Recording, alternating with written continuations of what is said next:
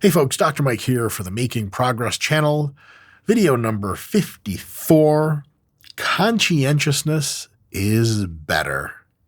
What? Conscientiousness is one of the big 5 personality traits, including openness to experience, neuroticism, extroversion, agreeableness, and lastly, conscientiousness itself. The big 5 personality traits are a human universal. All humans, everywhere on Earth, regardless of culture, upbringing, or anything else, land somewhere in their average expression in a given social scenario of these 5 traits. And these 5 traits are a real crazy interesting look into the lack of a better term, software that runs your mind through the brain. And we're familiar with other human aptitudes like the ability to hear, process visual information, intelligence. You do hear about personality traits, but more like, it's just a cultural thing, or there could be a bunch of different ones. Nope, there's just 5. And they explain an enormous fraction of the variance of how people behave in general. So basically people say like, well, people have a certain personality. Well, it's just personality. Well, if you get 100 people in a room together that have very statistically undifferentiable, almost the same scores on metric criteria for these 5 personality traits, and you let someone meet all 100 people kind of in a row, they're going to be like, what the fuck is this? All these people are like different. They look different. They talk different.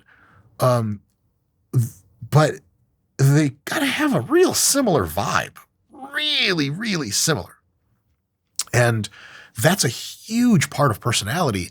And at the time that it was discovered and has since been very empirically verified, the idea that a large fraction of all personality differences in all humans around the whole world can be attributed to where you are on the spectrum of just 5 traits is kind of intense and incredibly insightful, and today useful, because I'm going to be presenting to you something that might be considered controversial. I don't think it is. I'm going to be presenting the idea that where you score on some of these can, for most modern world interactions, be either a little bit less than ideal, or a little bit closer to ideal. Better and worse, without putting too fine a point on that dichotomy. And typically people will say that you're just different if you have various scores, but that's not true. You're not just different. You're different in impactful ways. And since we know a little bit about how life works in the modern world, we can actually say, you know what? Most people, given certain scores on certain of these big 5 personality trait spectra, they actually should be shooting for slightly higher or lower scores depending on their situation. And my contention to you is this, and I will sort of describe why for the rest of the video, is that in most cases, a very high, though not excessively high, but very high degree of conscientiousness is just on average a really good thing to try to shoot for. Now, again, everyone scores somewhere on each of these 5 spectra. Most do not score in the extreme on any one of these. Some people will score on the extremes on 1 or 2 of them. Almost no one ever scores extremes on all of them. That would be one hell of an interesting person. And as a matter of fact, a lot of the most kind of iconoclastic, interesting people you'll either ever meet or see in media score very high or very low on at least 1 or 2 of these. And that's how come you know about them, because they're very unusual. Now, within the mid-range of most of these, you're just a regular person like everyone else. You have your quirks, your whatever, your bullshit. Me, you, anyone.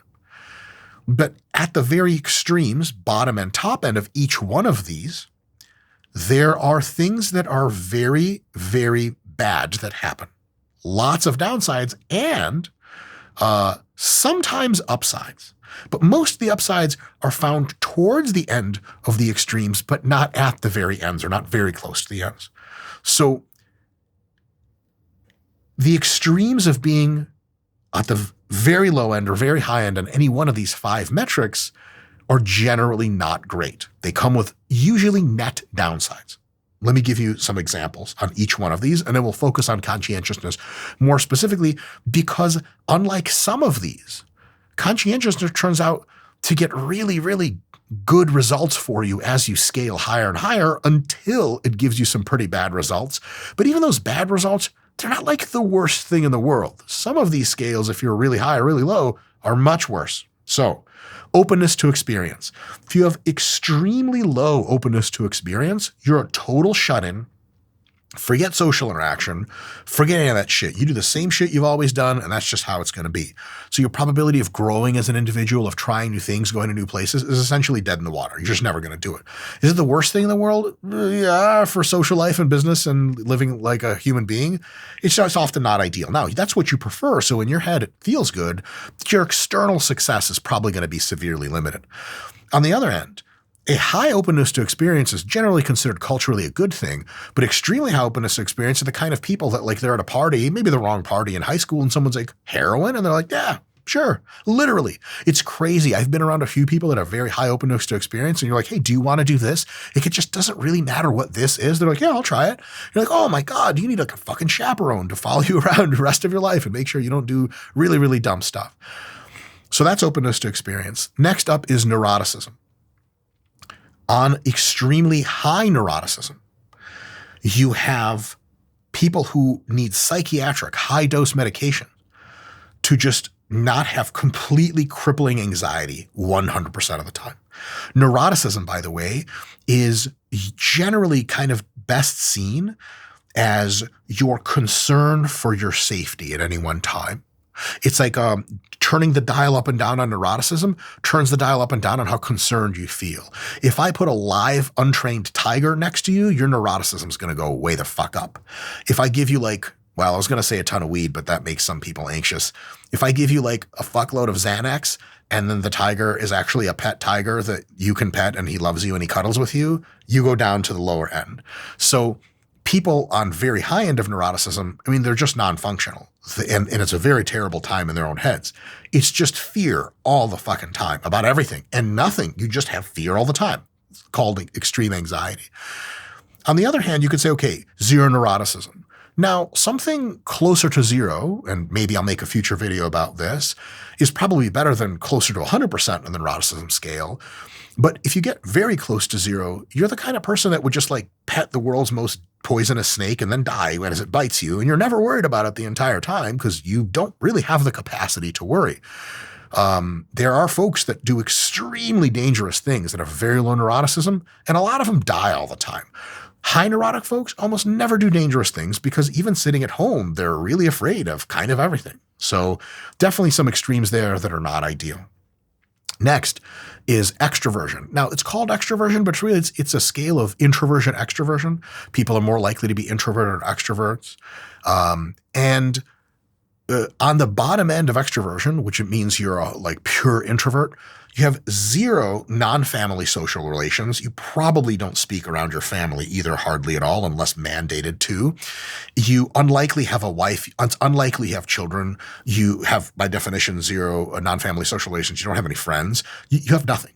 You do not interact with other humans, preferably ever, because it's just not something that either appeals to you or something that you find anything other than terribly frightening and incredibly exhausting.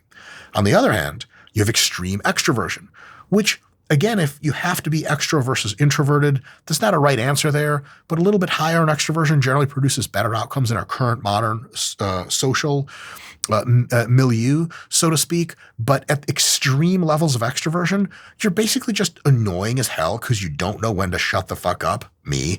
And when no one else is around, you like wither and have a really, really, really bad time. So you take an extroverted person and you put them in a flight next to no one else sitting there, and they're in a flight for 5 hours and just like looking at a screen, they're going to fucking have a real bad time because they need human beings to interact with at all times. And the human beings around them better have one hell of a bandwidth. Like, I'm very high in extroversion. I wouldn't say I'm super toxically high, but even I'm aware of the fact that sometimes I'm just blabbing at my wife and she's like, shut the fuck up. She doesn't say it, but I can read facial expressions okay. Not great, but I'm learning. You know, the little book that angry, sad, happy. I read it every night before I go to sleep. I just look at the pictures. I can't read. But extreme extroversion, definitely, it's a lot, right? Like these are folks that unless they really have a game plan squared away and they got a serious talking to, you don't put them into business meetings with serious CEOs because they'll just talk that guy's ear off and ask him questions and tell them things about themselves you're just not supposed to ask or tell. And you're like, dude, you're embarrassing us. So extreme introversion, cataclysmic. Extreme extroversion, at least super annoying and potentially worse. Next, we have agreeableness. Agreeableness is the index formally, but it's people on the extreme low end are disagreeable. People on the extreme high end are agreeable. And disagreeable folks, extremely disagreeable people, are so rebellious that causes the potentially no social relations for them or the dissolution of all social relations eventually because they can't get along with anyone. They have very likely no job. They don't do teamwork. They got nothing. It's just them. They can't get along with basically anybody. They're insanely disagreeable. In my journey of taking various doses of anabolic steroids, I've been able to feel various degrees of agreeableness and disagreeableness in my head. And when on higher doses of pretty toxic compounds, I know very well what it's like to be disagreeable in my head. And I'll tell you this, here's what it's like. I see someone in my close family life or friends tells me something. My first thought that I usually clamp down, it doesn't bubble up out of my mouth, sometimes it does, is to say something that challenges their perspective. Like, ooh, but have you considered, yeah, but also what about, it's never to be like, dude, that's a great point. It's always like, no, you're wrong. No, I can't agree with you. It feels strange to agree. I have to be combative. It's also terrible because when I go through my news feed, everything I read, I'm like, that's wrong, that's bullshit, that's miscouched, it's not fun. And then lastly, the least fun part about it is I have thoughts bubble up in my own head and my next thought disagrees with the prior thought and the prior thought disagrees with the current thought, etc. Real nasty place to be.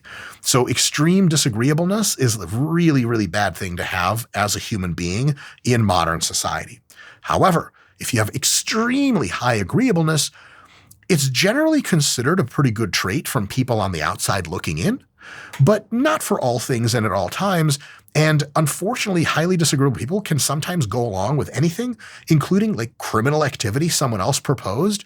Agreeable people are generally like, oh, okay, sounds good. That's what the boss says, And so agreeable people, extremely agreeable people, have almost no impulse to critically question anything that they're being told. And they'll just swallow tons of shit at face value because you're like, sounds good to me. And you're like, but it's not. You got to think about it a little bit. And they're like, to them, the instinct to question and to be skeptical, which at the extremes of disagreeableness is cynicism, but somewhere in the middle is skepticism. They just have a very low proclivity to do that. So if you're super agreeable, fuck man, I can talk you into being in my cult in 5 minutes flat. You're a fucking dupe. You're a mark to almost anyone. People can scam you. No big deal because you're just down with whatever, which, is better than being down with nothing, but it's like, which kind of bad do you want? And then lastly, and the point of the rest of this chat, conscientiousness. I'll get into this extremely in detail in a sec, but the preview for what conscientiousness is like when you have low conscientiousness. And sorry, let me quickly define conscientiousness. Conscientiousness is how much you give a shit about maintaining an orderly, productive structure around yourself. If I drop a conscientious person into a messy room, it's just a matter of time until it becomes clean and orderly and everything's very neat. If they're instructed to stay there for some number of hours, days, weeks, or months, and they're told you can move anything however you want. On the other hand, people with low conscientiousness, if you drop them into a completely orderly room, it's just a matter of time until it's pure fucking chaos, because people with low conscientiousness are really fly by the seat of their pants kind of people. They don't organize structures. They don't plan ahead much. There's just not a whole lot of organizational effort going on, or care for that matter. So extremely low conscientiousness people, and I don't mean this derisively, though it's technically true, they live their lives kind of like an animal, right? But that's not a bad thing, because like your family pet, your dog, the golden retriever, has almost no conscientiousness. He shits in the fucking ground, for God's sake. He licks his own balls. He eats his throw up. He doesn't clean his hair up off the couch. He's not even aware of these things. People with extremely low conscientiousness kind of live like an animal's kind of curt, live like the worst version of a first time on their own undergraduate dude living with 5 other dudes in the same fucking dorm. Just fucking chaos, right? And extremely low conscientiousness people have such poor respect for any sort of order or boundaries, they typically can't be roommates with anyone other than a butler who is designed to keep the mess clean for them. And they also have trouble with deadlines. We'll get into all the bad stuff you get in just a sec, but they can't show up for work, etc. It's a really, really, really bad deal. This is why, one of the main reasons why conscientiousness, because the society we currently have is based on systems and rules and organization. I mean, just look outside, right? Lights are green, lights are red. That means something.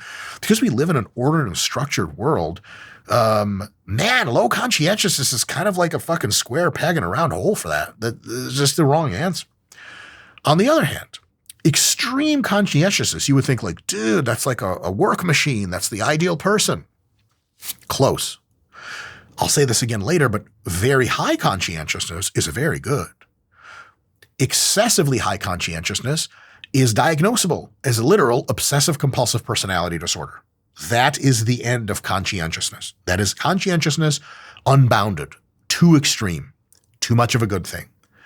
So to ask the next question, remember, I'm saying conscientiousness is a great thing, but we have to be critical and not too agreeable, and we have to treat the extreme of conscientiousness when it's super high with a bit of analysis. So that's asking the question of how bad is obsessive compulsive personality disorder from too much conscientiousness? So here are some key features of essentially disordered conscientiousness, as it's called in OCPD. One is perfectionism, which you think like that's the greatest thing to say in a work interview. Like, oh, I'm a perfectionist. It's a downside. But if you're really, really, really a perfectionist, it really, really can be a downside.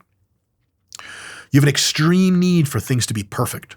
That can lead to excessive time spent on tasks because you're getting that pencil line, just that last little bit of fill, and oh, there's a little bit over there, and it's been 3 hours since you had to turn in your drawing for class, and you're fucking God knows what you're doing.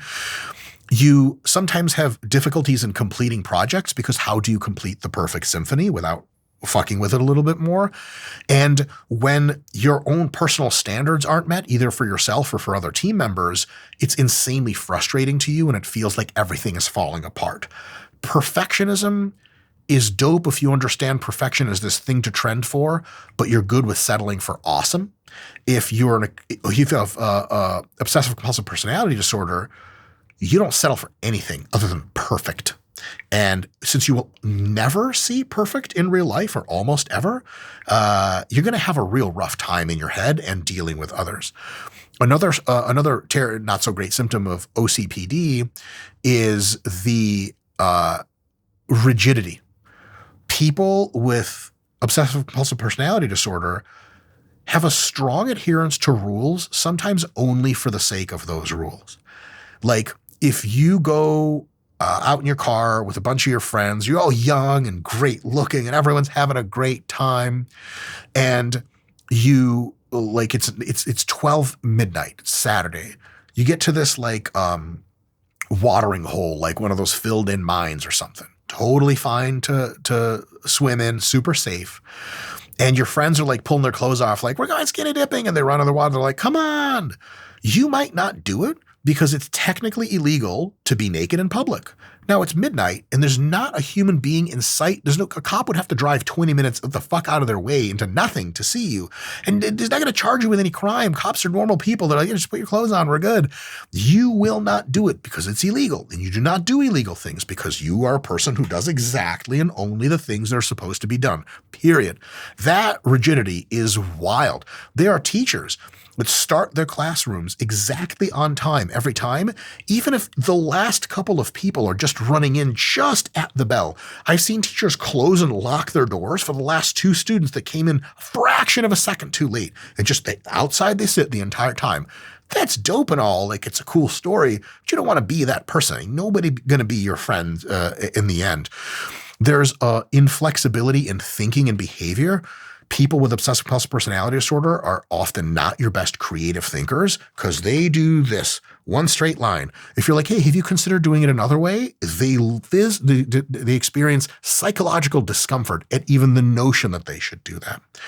Another sign of OCPD or unfortunate symptom is a tendency to overcommit. Some people have realized they're perfectionists. They're conscientious. Everything they touch turns into an organized, well-functioning system, but nobody else is like them that they see around. So if it's time for them to get a team together to do some things that you can't just do by yourself, they just can't do it because they can't delegate tasks because that person's not going to do it perfectly like I would. Now, here's the thing. In economics, it's a really straightforward problem.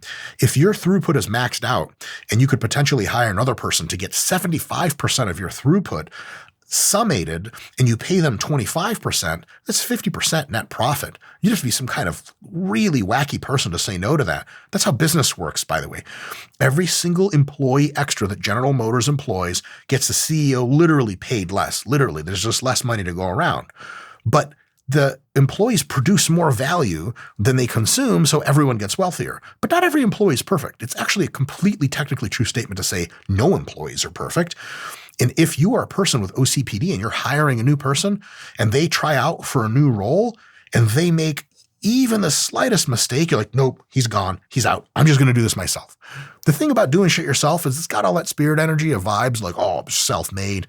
But like, I don't do shit myself, fellas. I'm reading off a fucking teleprompter. I mean, I wrote the fucking notes in there, but I didn't even know how screens work. Scott, the video guy, and Max, the editor boy. I know that sounds weird, but you'll get used to it. He sure has. I think. I don't know. He hasn't killed us yet. They set this whole shit up for me. RP, the company that I run on the other account, the big fitness one, is a company of like 30 or 40 people. Bro, I don't even know some of these people in real life. You have to be able to delegate if you're going to build big things. If you're an army of one, I mean, man, you know, a couple of years here, the AI revolution will give you agents that do a great job. But listen, agents aren't going to be perfect. They're going to be pretty close, but not. And so if you're a perfectionist, man, you're even going to work with AI. You're like, oh, AI makes too many mistakes. All right. And then so if you're just an army of one and you're late with tasks because you're perseverating on the exact details, you're just not going to have a lot of success. This next one, because I'm extremely conscientious, I would say it's not disordered, but it sure as shit is. I'll get to that in a sec. I find it to be a curiosity that this is a bad thing, but I have to remember critically it is a bad thing at the extremes. Excessive orderliness. So I definitely have this one. I'll tell you guys all about what I have in just a sec. A preoccupation with lists, details, organization, and often at the expense of spontaneity and enjoyment. Now, I'm so fucking conscientious that when I read spontaneity, they had ChatGPT help me with some of these technical diagnoses. I looked at spontaneity on the screen and I was like, hi. My conscientious Judaism almost left my body. Like every time I've seen movies about high school students that are like, hey, like, let's skip class today to have the adventure of a lifetime. My whole being is like, no, stay in school. Stay in school. Don't go anywhere. Don't be spontaneous. So to me, it's like I recoil at this idea. But listen, like if you're not spontaneous and if you have no enjoyment because you're always robotic, you might be having a good time doing it, though probably not even. People around you, man, ain't nobody living that lifestyle with you. You're just not going to have a lot of folks to share your life. So excessive orderliness, there's a limit to the shit for sure. And lastly, a big downside of extremely high conscientiousness is a proneness to workaholism, which I know nothing about. Oh, back to work. Workaholism is when you prioritize work and productivity over leisure and relationships. And it's sometimes, often in workaholism, to the point of neglecting personal needs and social connections.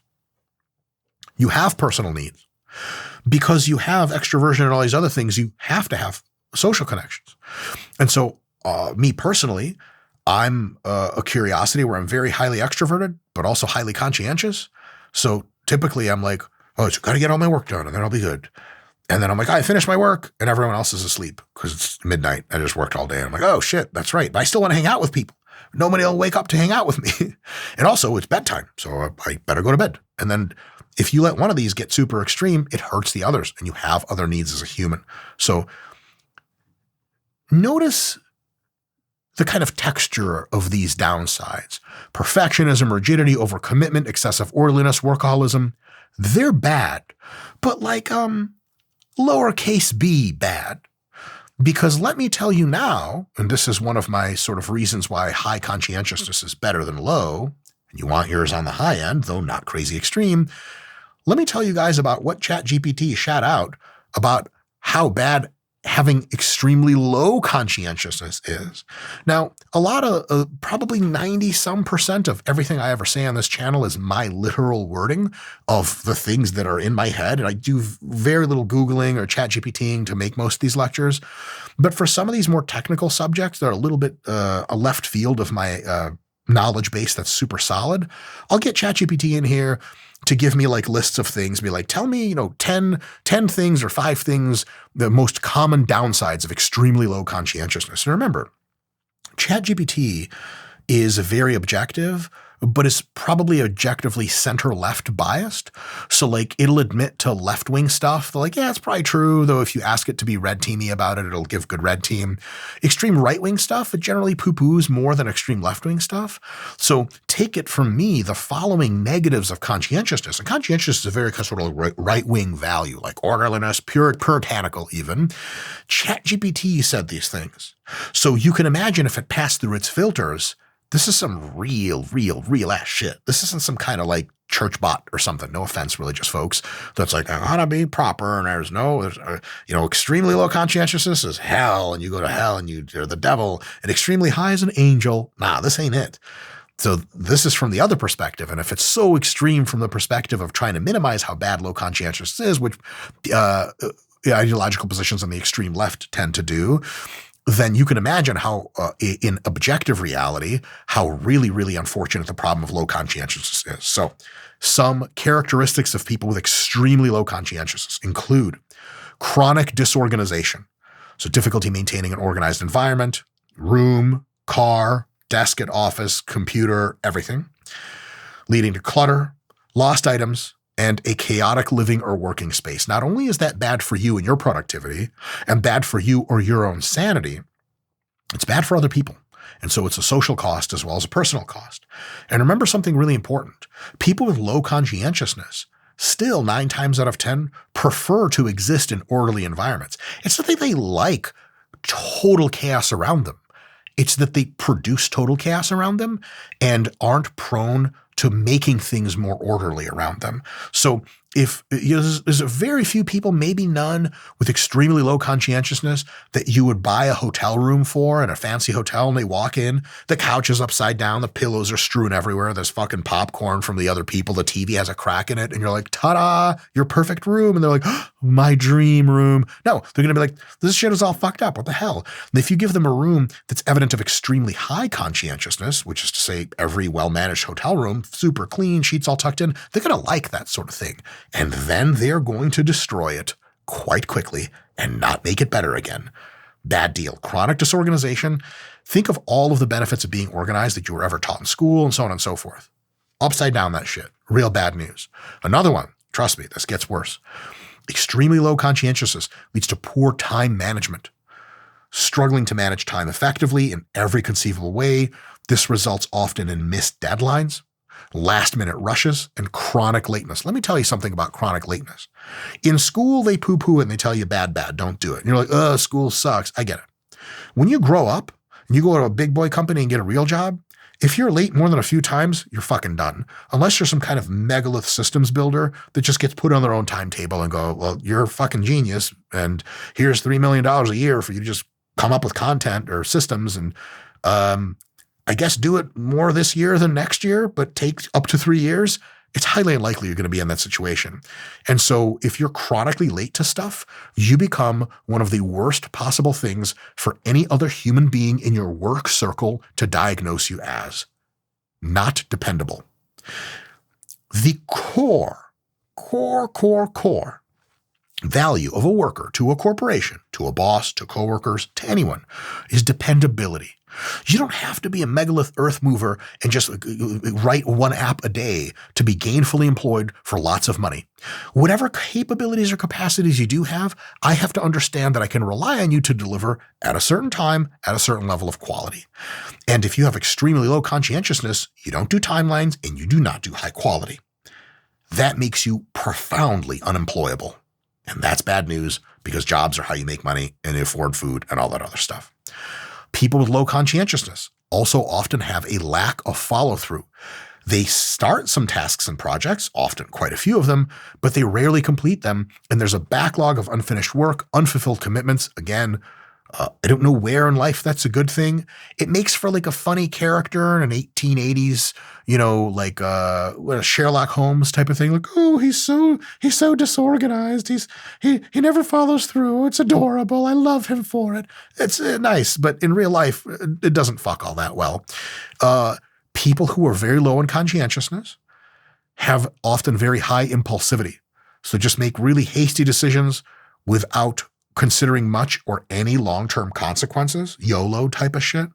Though I always say, I've said this about 100 times, so forgive me if you've heard this before, YOLO can be interpreted in two completely diametrically opposing ways. The original YOLO meaning is you only live once, so might as well do the thing.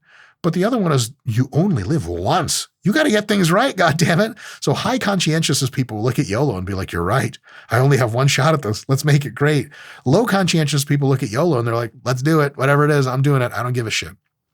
These folks can often make choices that lead to poor financial stuff. We'll get to that in a sec because it's its own category. They'll have relationship issues and other what ChatGPT termed as avoidable problems. Impulsivity is a bad deal. I mean, never mind the fact that substance use, drinking and driving, that's all sure shit. Most people when they're drunk feel like they should be able to drive a car. People with low conscientiousness just get in the car and go. To them, it's just not a thing. Another thing, and this is one that kind of arises from a few others, is inconsistent performance for low conscientious folks. A lot of times, the way ChatGPT describes it is actually quite charitable. It says you have erratic academic and work performance where sometimes it's good, sometimes it's really bad, and you're just not dependable. Remember, dependability is the core value you have as a worker. So you jettison that, everything's fucked.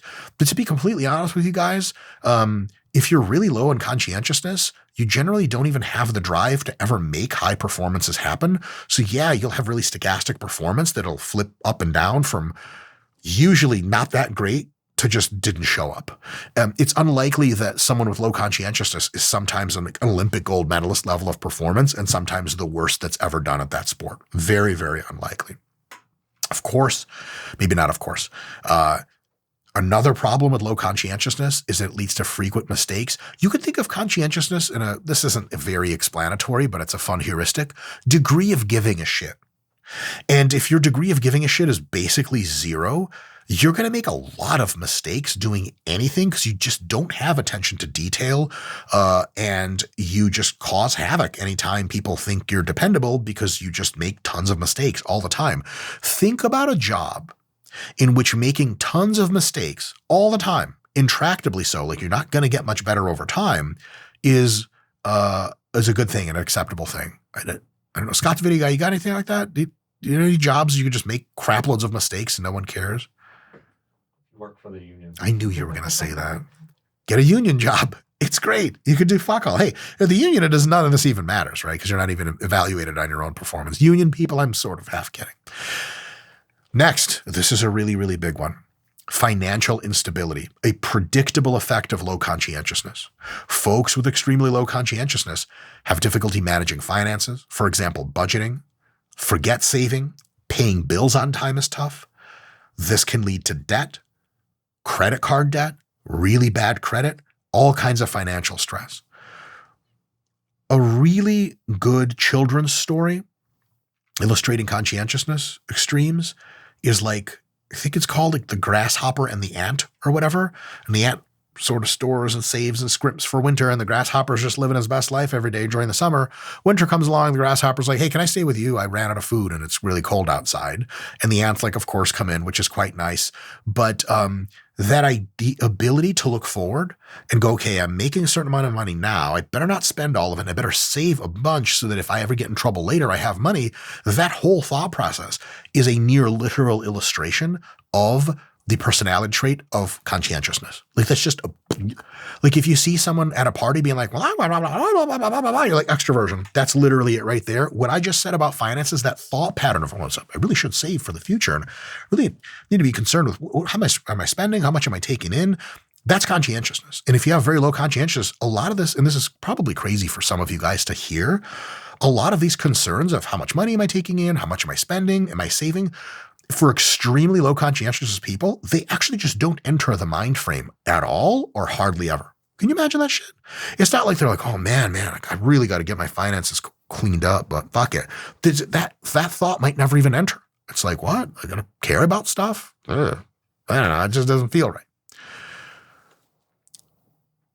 Low conscientiousness folks, taking all of these things and a few more in a second, will predictably have more relationship strain. Not than extremely high conscientiousness folks, which sure remember to give you a Valentine's Day gift every year, but also don't leave their office until 9 at night. And if you cook them the wrong kind of dinner that they didn't exactly ask for, it's a blow up argument. But if you are extremely low conscientiousness, you're unreliable. You do broken promises like, Snoop Dogg puts out records. And you just can't, and again, here's the thing that keeps coming up, you can't consistently meet other people's expectations of your behavior. When you can't consistently meet people's expectations, you're probably not in relationships with them, at least not very good ones, and usually ones that don't last. Another two gnarly things about extremely low conscientiousness. People with low conscientiousness neglect their health in most circumstances. They don't do healthy habits because that's thinking to the future. Think about what health is today, depending on when you watch this. 2024. Healthy habits include eating in ways you don't want to eat. Like when I go to the grocery store, TBH fellas, I'm just trying to eat birthday cake. All I want is fucking birthday cake. Every fucking meal of the day. Everyone really kind of wants that too. What do I buy? Whole grains and lean meats, stupid shit like that. Every single time I go to the store, I'm just blowing conscientiousness right out at everyone by picking specific things with an understanding of how are these going to affect my body system and how does that prepare me for the future? If you don't care about your body system and you don't care about the future, you shop more or less like you're 10 beers drunk, assuming you can still ambulate and read labels. You're not going to be reading any labels for other than is there a cool fun cartoon character on this label and will this cereal make me happy if I eat it? So people who are extremely low conscientiousness, they do not really maintain healthy habits at all. They don't do regular exercise. They don't do balanced nutrition. They do not adhere to medical advice.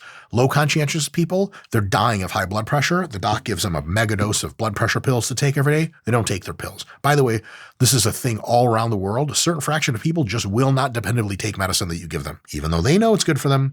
The doctor knows it's good for them. It's not a financial problem. They already have the medicine. They just don't take it. They forget or they just don't give a shit. And that after... if you're low conscientious from age 20 to 25, it doesn't matter for your health anyway. If you've had low conscientiousness and now you're 55, you might be dead or real close because you've been treating your body like a fucking ashtray. And that's, you get out what you put in. Lastly, and I think it's funny that ChatGPT even mentioned this, I decided to keep it in for shits and giggles. Career stagnation was listed as its own. And it says, it's difficulty in advancing in a career due to a lack of initiative, poor work ethic. This is why I kept this in. Work ethic is a subcategory of the personality trait of conscientiousness. People who have very low conscientiousness almost always have extremely low work ethic. What do you get in the modern world with extremely low work ethic? I mean, fuck. Can you guys think of any way to caricature what success looks like without some level of work? I can't really.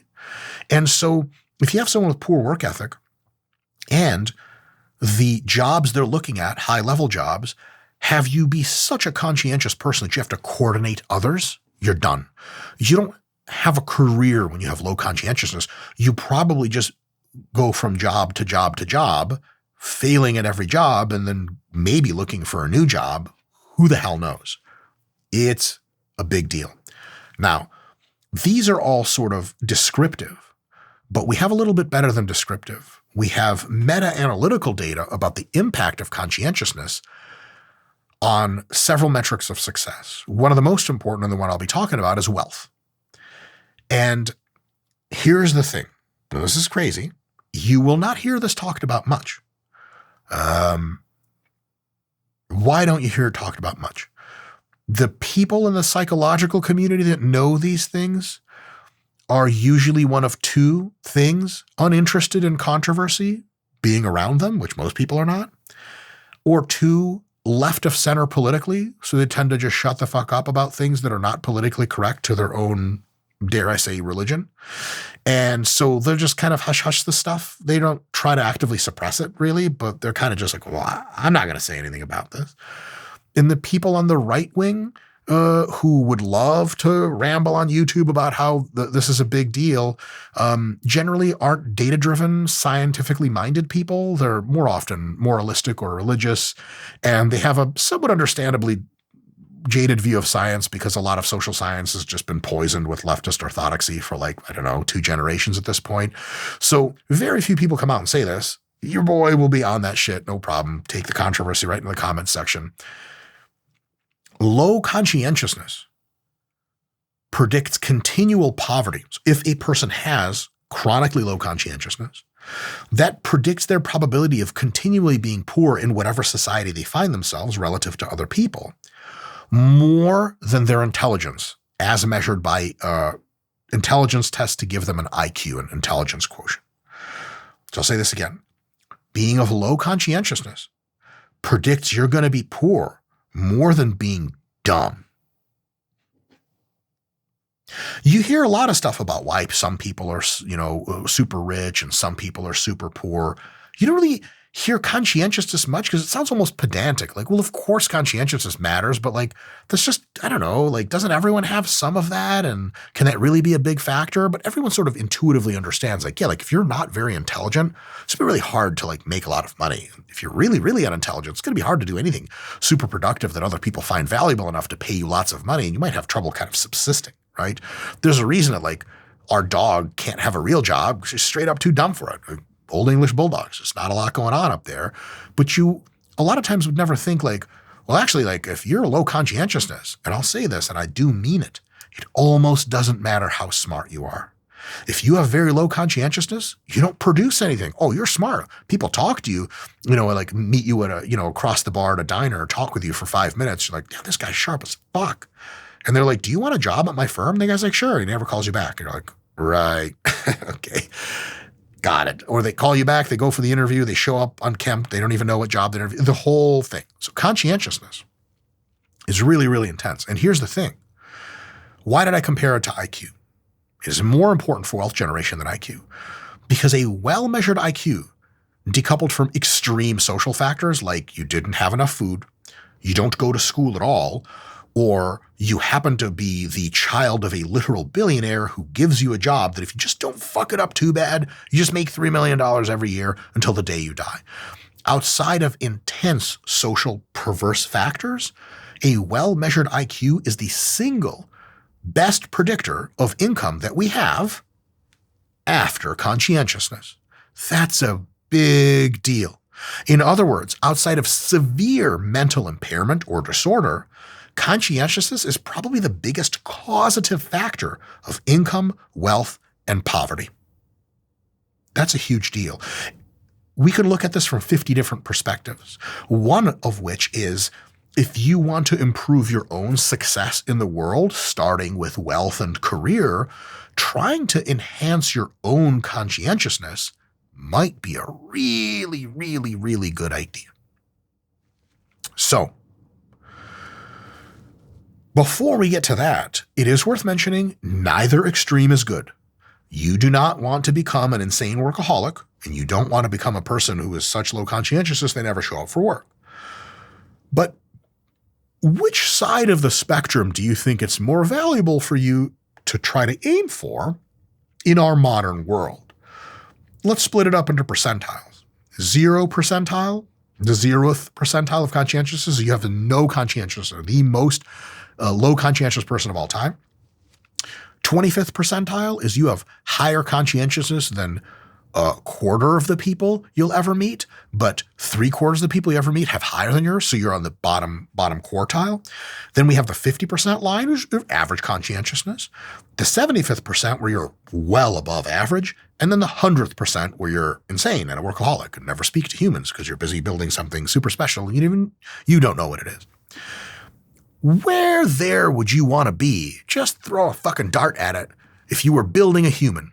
No, I have one better. If you're the human you are today, but you have an ability to decrease or increase your conscientiousness, and you do, at the margins for sure, to a significant extent, where would you want to try to get it to, assuming it started at the 50th percentile? My answer, as best as I can conceive of it, is you want to shoot for something in that 75th percentile area. You get a lot further than 75th percentile, you're doing some really, really weird obsessive compulsive shit that's now a detractor. You get much lower than 75th percentile, closer to 50, and you're just kind of like, back to squarely average. You do a good job, you have a good career, a good family, etc., but you're probably not world-building Mark Zuckerberg type motherfucker. So 75th percentile-ish, just as an intellectual grounding exercise, is something to see as that's probably about the best thing to shoot for in that area, 75th-ish percentile.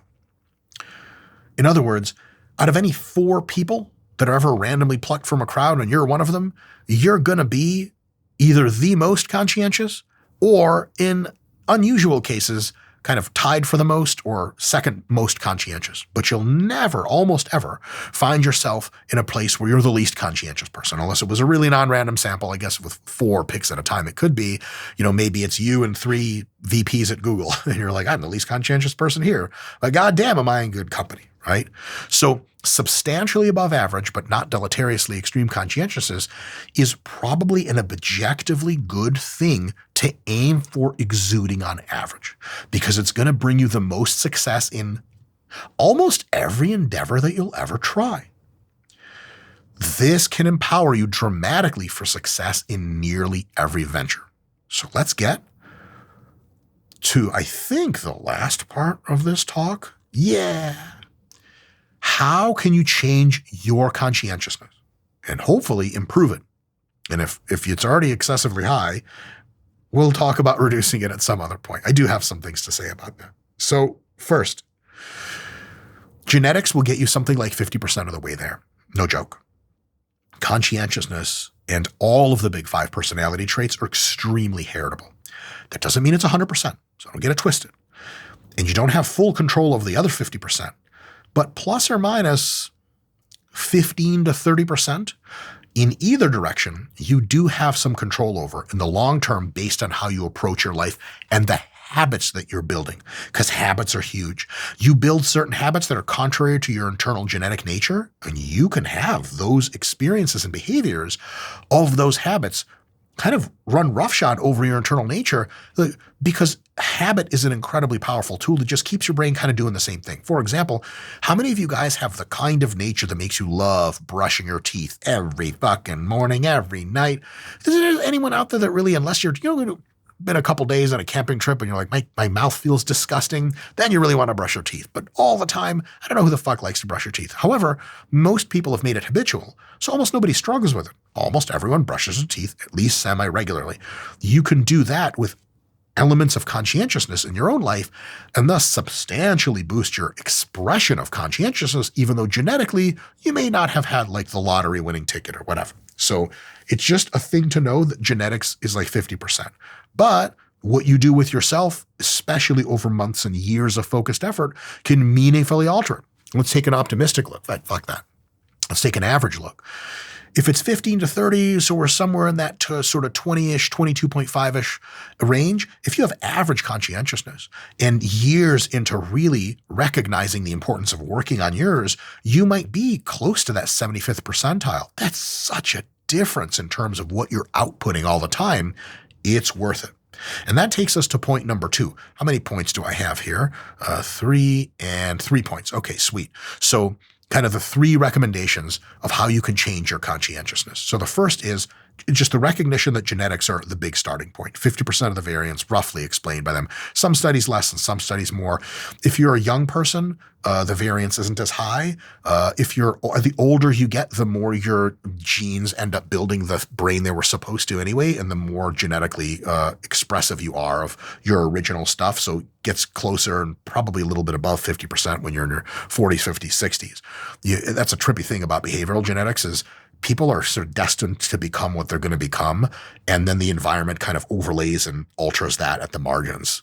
Most people don't know that, so something cool. You want to start reading about behavioral genetics. It's an interesting wormhole to a lot of really trippy shit. So number 2, how can you change yours? And this is a big deal. I don't want to overplay this hand, but it's a big deal. You have to logically realize and admit to yourself in your own heart of hearts and understand at a deep level the importance of being more conscientious in most endeavors. You can tacitly accede to the fact that, like, yeah, conscientiousness is important. I know, yeah, the girl that makes all the bubble letters and has her markers all fucking in a row in kindergarten, she's going to be a CEO, blah, blah, I know that shit, blah, blah, blah. But there's more to life, man. Shit like that. You can't likely improve yourself a lot unless you accept this is the thing I need to work on. If you do basketball, swimming, gymnastics, wrestling, if you don't buy in, like, I'm going to train this shit because it's important to me, you're not going to be good. Get out of here. You might be pretty goddamn good because of your genetics. You're never going to get all the stuff you can out of your abilities. If you don't go, you know what, man? Paris 2024, whatever, LA. Do you guys know where the next Olympics is going to be? Italy. Milan. Yeah. So like, what the hell? That's where a lot of my custom-made fashion comes from. So if you're going to be good at sports, you're going to be good at career, you got to buy in. You're like, this is what I'm doing because it's important and it matters and I'm going to do it well. You have to do the same thing for conscientiousness. You have to realize that even though you have various proclivities for being low conscientiousness sometimes, which is great. I'll talk about how it's great in a bunch of different ways. But on average, you got to be like, okay, I want to be more conscientious than I'm typically inclined to be genetically. And through whatever experience I've had so far, because I know at a deep level, conscientiousness is what produces wealth and results and all these great things. So I'm going to try to make myself more conscientious. How to make yourself more conscientious, I'll tell you in just a bit. That's point 3. But point 3 falls on deaf fucking ears if you don't really deeply value and understand why you're going to be using a lot of your bandwidth to improve upon it. So a big deal. Hilariously, how genetically conscientious you are predetermines, in some case, to some extent, how much you care about improving your conscientiousness, if you think about it. And so people that are very, very, very low conscientiousness, they ain't getting on any fucking trip about improving theirs. I don't give a fuck. People that are moderately high in conscientiousness, they're trying to improve that shit sometimes even more, and they get into the extremes of the negatives. So in any case, kind of a cool thing there. But so far, genetics 50%-ish. Point 2. Maybe through the help of this YouTube video or whatever, listening to the podcast version in your car. By the way, the podcast version is just a YouTube video. It plays in your car. A lot of you guys in the comments ask about when we're going to put on podcasting stuff. We got to get a little bit bigger first. We don't have the kind of following that makes sense for podcasting yet. But if you guys don't hate me blabbing, then maybe we'll do it together and we'll all have a podcast. I don't know what I'm saying. So genetics 50%. Logical realization is the next thing. And then number 3 is you can train your conscientiousness. How do you do that? In the most straightforward way, like you train any other system in the human body, you push conscientious behaviors on yourself until they get fatiguing, and then you back off and chill, and then you repeat the cycle. Just like training for anything else. Training for sport, training for lifting, training to be a competitive eater. You push the pace, you get fucked up, you back off, you let the systems recover and reset, you push the pace again. You do this consistently, that's where gains come from. So what does that mean? Pushing conscientious behaviors. A couple of examples for you. Try to keep your desk tidy on average. Sometimes it doesn't feel that great. You're annoyed, you're tired, like, my desk looks like shit. I'll fix it tomorrow. No, I won't. I'm going to push myself a little bit. I'm going to do the discomforting. I'm going to fix my desk situation today. Big deal. Having a daily to-do list. I have a daily to-do list because I'm also high in neuroticism and need one to function. Yay. But on a serious note, that was entirely not serious. If you have a daily to-do list, it is the core of the structure that allows you to be structured, to be conscientious. It's a digital weapon that extends your conscientious reach. Just like your cell phone, if you use ChatGPT, extends your intelligence way beyond your biological and into the digital. You give a chimpanzee a long stick and it knocks the fruit off. It couldn't get the fruit without the stick. The stick extends the reach. It's a tool.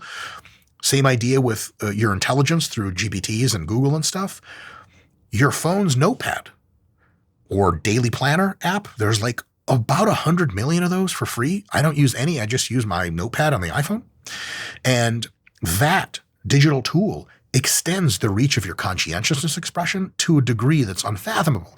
Imagine keeping a daily to-do list before written language existed, before people had ready access to pencils and paper. That was, by the way, just like 200 years ago that was the case.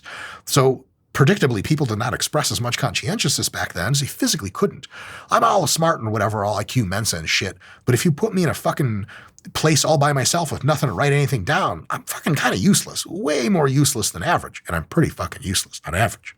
So daily to-do list, huge deal, humongous deal. Can't recommend enough if you want to enhance your conscientiousness. Next, having a personal, near ethical responsibility to yourself that when work leaves your desk, it's to a high standard. Whatever that standard is, it's your standard. Quality. What is the Ford company motto? Quality is job one. You live that shit. Now, obviously, sometimes you're too tired and you need a break, for sure. But anything you do that's meaningful, quality. This is a part of the talk where you find other recommendations kind of dissolve. People will say like, put your best effort in at everything that you do. It's probably one of the most trite pieces of quotable, memeable nonsense I've ever heard in my life. I'm in here fucking making my career as good as it can be. I'm training my fucking balls off. I'm attentive to my wife at all times that I can. But when I go to fucking take salsa lessons with my wife for shits and giggles, I'm not even paying attention to what the fucking people are telling me because my mind is fucking off. There's no fucking way you can have the high standard for everything. You will break. Sometimes you gotta chill. We'll get to that part in a sec. But for the core work that you do in your life, having a high standard and elevating yourself to it. Here's an example. You finish writing an email at work to an important person, from an important to an important. It's a pretty detailed email. There are two things you can do. One is after you finish writing it, send. Possible. The other one is after you finish writing it, you just do a once over. Just read through it once. Ooh, I could have said that better. Delete, delete, delete. Type, type, type. That's wrong. That's actually the wrong date. And send. Now, the email you sent and that second idea, the only reason you parse the email at all is because you have a quality standard. No emails come from me unless they're fucking good. Now, they don't have to be perfect, but they're good. I at least took a goddamn solid look at it. It's like when you rent a car, they say walk around to see any golf ball size dents or bigger or whatever. I don't know if I can know how to do that, but you can just kind of look at it and be like, I'm good. Or you can really walk around with just bare due diligence and be like, okay, then that all looks good. That's an example of taking that quality standard and applying it. Anything that leaves my work desk or whatever, however I conceive of conscientiousness, I use a lot of work examples because there's no other part of your life in which conscientiousness pays bigger dividends than work. Health, all this other stuff. Like quality is a standard and it's your personal standard. You can practice that. It's possible to practice. Another one is following through on promises. There's a situation when you promise people something and excuses to get out of it are totally tenable and they'll totally understand. Even if that's the case, you promise enough people things and then excuse yourself out of them, you're going to be what? Dependably not dependable. Bad news. So if you tell yourself, look, I'm going to try to follow through on promises, and if I If I'm not following through, if I'm about to type an email canceling my date for tonight, even though I promised to go out with this person, but I kind of just don't feel like it, I'm going to at least feel bad about the shit as I'm typing it out, because I should feel bad, because promises are a big fucking deal. And you know what? I'm not even going to type this email. I'm just going to send a text to be like, see you there at 7, and I'm going to try to have a good fucking time. You show up super drunk. That's always great. I'm kidding. Maybe. You don't even know where you're going anymore. I'm in an Uber. You're talking to a phone that's blacked out with no battery. You're not in an Uber. You're passed out in a lawn chair in your front yard. Hey, that's a good excuse, though. I almost died. Following through on your promise is a big deal. You have to, again, from point number 2, you have to realize why that's important and then instantiate it into your own life. Yeah, you break a few promises here and there. Holy shit, I'm sorry, I passed out. I can't turn back time, wake up and go on a date with you. But if it happens really, really often, and now because of your own personal commitment, it happens much less often, that's a big deal. It's things like this, pushing the conscientious behavior when you really kind of don't feel like it, that is what trains your conscientiousness to elevate. Now, if you keep pushing conscientiousness on yourself a little bit more and more, a little bit into that discomfort zone, you will eventually snap, quit everything, burn completely out. Everyone has a tipping point. Everyone has a limit. You will burn out of your whole fucking life for days or weeks or whatever. So, because you're not a dummy and you know better and you know adaptive systems need rest and recovery to actually make adaptations, you're going to superset in a certain sense, pushing conscientious behaviors until they become fatiguing, sort of like a Monday through Friday thing or an 8 a.m. to 5 p.m. thing. And then you're going to take diligent interest in backing off and chilling on purpose, specifically engaging in low exusion of conscientiousness to allow those systems that power conscientiousness, which is a shitload of focus and mental effort, which costs you tons of calories in your brain, disrupts all kinds of neurotransmitters, that shit that needs fixing for real, can actually get to resolving and everything going back to normal and elevating you to that next ability to be naturally more conscientious than before. Backing off and chilling is a big deal, and it means the behavior has to be low conscientiousness.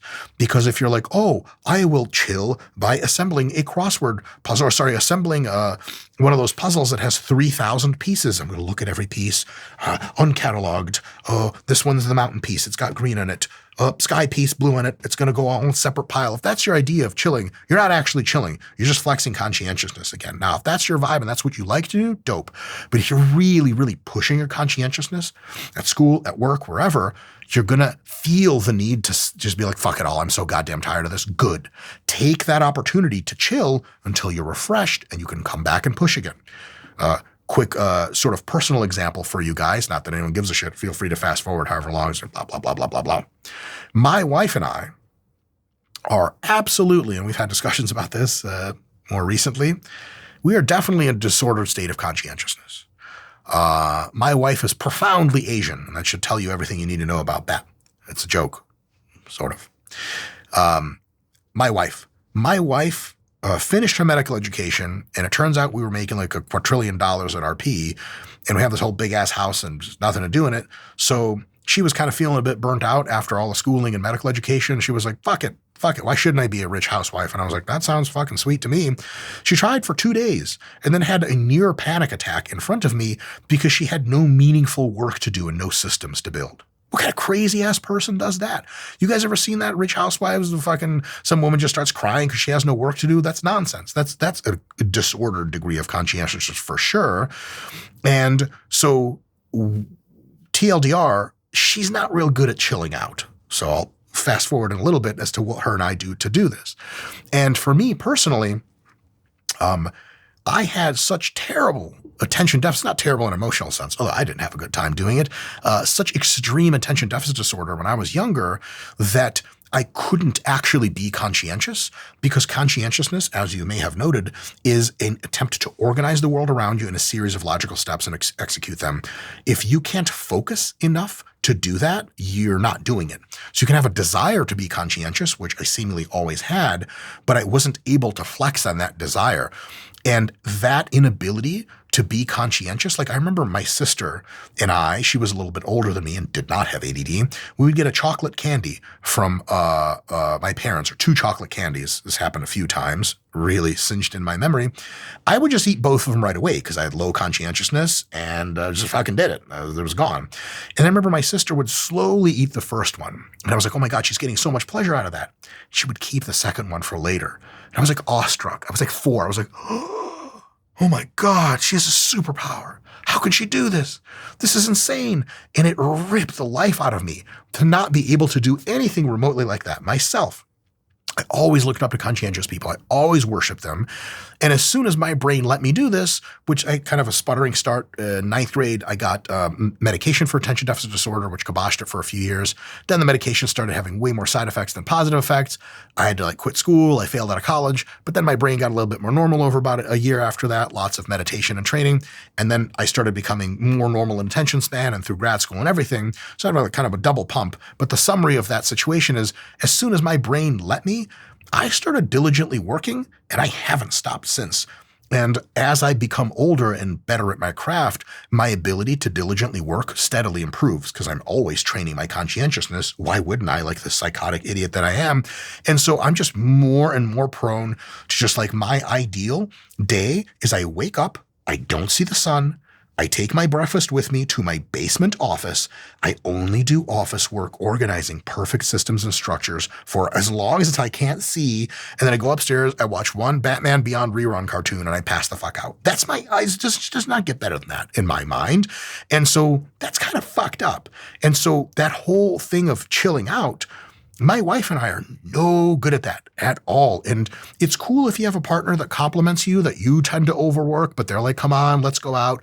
Or they tend to overwork, but you're like, let's have some fun, let's relax. My wife and I, we're 2 peas in the same fucking pod. And that pod is just a work effort pod. We're just work ourselves into the fucking grave. And funny enough, not that he wants this spread about him in public, but fuck him. Scott the video guy's also insane. And I thought I worked hard. And then I stayed with him for a few months in Las Vegas once when we were doing content. I was like, I'm going to sleep. And he's like, he's still editing. I'm like, the fuck? So I felt guilty instantly and probably just did more work to compensate. But folks like us, real trouble switching off. But we're not totally stupid. So we know we have to chill. So if you're pushing conscientiousness, don't make the mistake of just push until you have a panic attack and everything breaks down. You can't even push anymore. Schedule in time for switching off.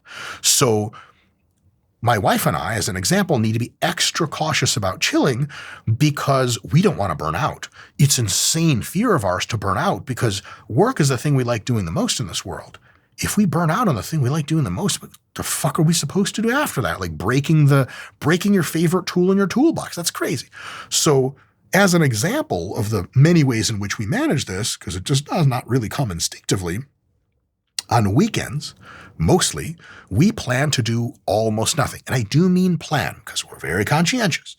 So we're like, hey, baby, what are we doing this weekend? We get out the old notepad and we start writing shit down. But many of our weekends, we do almost nothing productive on purpose. Sometimes we have a no work rule where we like look at each other like the 2 Batman or the two Spider-Mans looking at each other meme. We're like, you stay out of your office. She's like, you stay out of your office.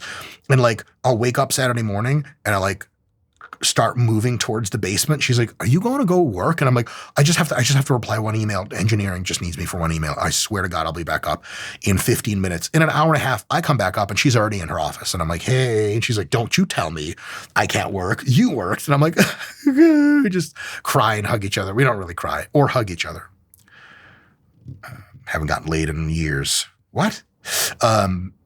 We plan to do almost nothing as a rule because we need to bring our shit down. So here's what we do on weekends for most of our time. We'll go mall walk. We literally walk at the mall. Who do you guys know under age 70 that does that? We'll watch TV. Mindless, dumb shit. My wife's really good about watching the most mindless fucking TV ever. Just the ratchetiest, terrible nonsense ever. Because we're not trying to like learn shit when we watch TV. Because that's more conscientious. Oh, I'm learning about stuff. Great. No, we need to switch the brain off. We chat, we eat, we do almost nothing else. And we do this as a prescription almost every weekend. Because if we didn't, we would go overboard. So in your own attempt to improve your conscientiousness, you have to remember it's a yin and a yang. Well, I don't know which one is which, but the yin is that you push it. Push conscientious behaviors to discomfort regularly. The yang is when you're really, really burned out, not burn out, but kind of on your way, pull back, chill, rest, relax every evening ideally, every weekend ideally, several vacations a year if you can. And vacations, by the way, have to cost zero money. You get time off work, you just spend a lot of your time at home, like fucking smoking weed and watching TV and eating junk food. That's a great vacation. It costs you zero extra money. You don't even have to go anywhere. Just unplugging. So over time, your conscientiousness can and will improve as long as you push it hard, but back off regularly. And then you'll be better at almost everything. Just one hell of a superpower. Folks, that's it for this one. If you have any interest of me going through some of the other or all of the other 4 personality traits and kind of doing this similar dissection where talking about what the nature of this personality trait, how it expresses itself at the extremes, and sort of where you want to target your evolution as a human into which one of these, because every single one of these has things you can do in your daily life, habit building, that will alter them differently than your genetic course had intended. Not a ton, but meaningfully. So if you guys want me to talk about, how to become more extroverted, how to become more introverted, whatever it is, let me know in the comments and maybe we'll make a few of these videos. And if not, it's great to talk into a camera for an hour. See you guys next time.